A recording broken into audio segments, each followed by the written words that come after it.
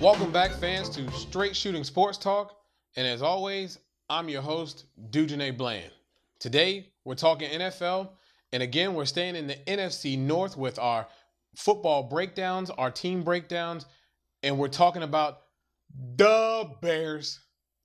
That's right, the Chicago Bears. Woeful on offense. Had a pretty decent season coming out, right? Great on defense. I mean, they were scoring points on defense. They were just all over the place. And then the bottom falls out. Can't protect Cutler. Couldn't do that most of the year. Defense couldn't find its way. Lost its way. And just was giving up points all over the place. Ending up outside of the playoffs. Allowing the Vikings to get in. Now, looking at this team, looking at the needs for this team, it is clear that this team needs an offensive line. Jay Cutler running for his life like a fugitive is going to get killed if this keeps up. His career and lifespan are going to be real short if they don't shore this up. Now, that has to be the first look that this football team has to address in the draft. And I think a guy like Fisher could be a good option there in the first round if he's still available to help them out and to help start to shore up this offensive line and get some cohesiveness, get some protection, and start opening up some holes for these running backs.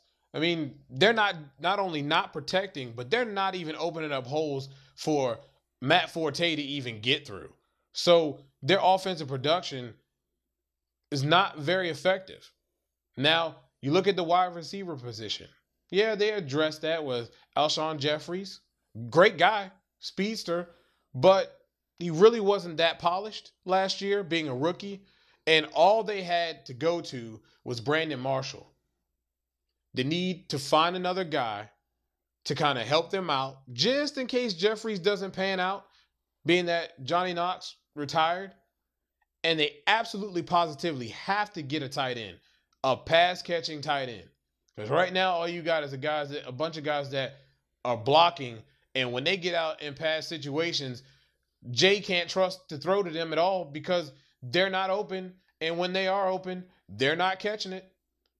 But he can't stay upright long enough to even deliver any passes. A lot of these things are off the back foot, wing it, and hope to goodness that Marshall can come down with the pass.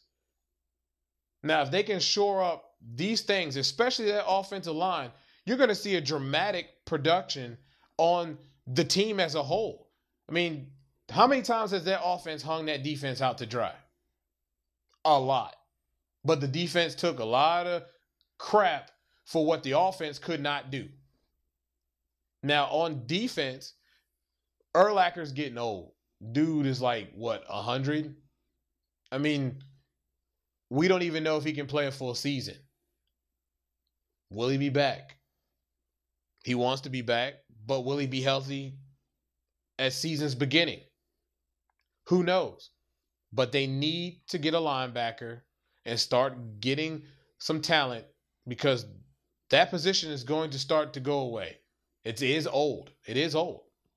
And they're going to have to address that. And I think that's another need that they need to address. And if they can do that, that will help them out in their defensive front, in that front seven, in stopping the run, not allowing these 10-yard gains, being able to help out in the passing game. Also, we have a lot of corners in that defense that are going to be striking that market, that are going to be rolling out in the free agency. Now, we can expect that most of these guys probably won't be back, as we've stated before, because of cap reasons. So it would be another opportunity for them via free agency.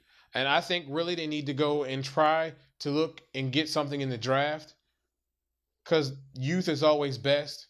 recycling these old guys isn't always the best way to go, because you need to start developing for the future and start having some kind of depth that you can build off of and have the right amount of veteran and young leadership there to be able to have a quality team that can carry you, so you don't end up being like the Redskins of old before Shanahan, having a whole bunch of Geritol guys out there and nobody can get out of the way of his own shadow, and we don't have anybody to come in to step in and make plays for this team when those guys fall to the wayside.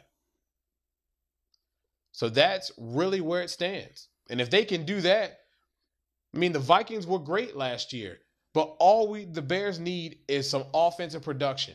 If they can get quality offensive production, taking the pressure off the defense, not having them out on the field for a long period of time, it's going to be a dogfight between the Vikings, the Packers, and the Bears when it comes to this division title, if all this can go well.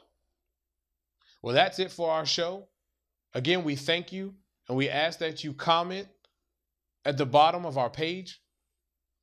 We'll keep that dialogue going. We'll answer any questions or any comments that you have about the show.